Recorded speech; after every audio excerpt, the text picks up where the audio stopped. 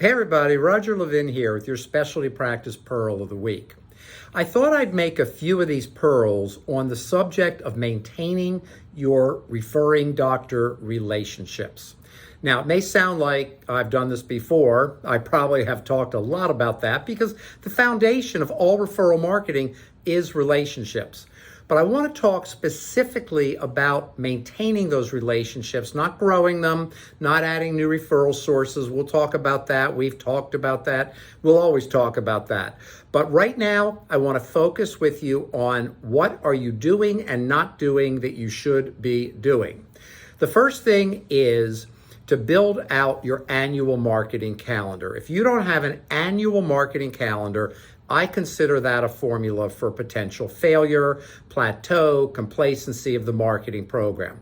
You need to know where you're going, what you're doing, how you're touching referring doctors. You know all about the professional relations coordinator, you know all about strategies, you need 15, you know all about touch points, you need lots and lots of those. But all those things that maintain relationships will not happen if you don't have an annual calendar, because some things will fall off, won't get done. And by the way, you may have the annual this, the annual that, but without a calendar, you're gonna have fewer strategies than you need. So keep that in mind. That's really important if you wanna grow referrals and grow production. Next is having quarterly detailed contact with every A and B referring doctor. Unless you're one of those practices that has 200 referring doctors, and even then, you need a way to touch referring doctors, you personally, not your strategies, not your PRC, not your marketing program. You personally need to touch those referring doctors every quarter, minimum.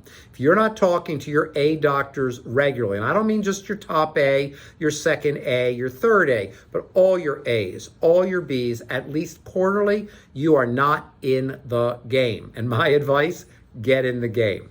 A third one, we'll do one more, is focusing on the numbers.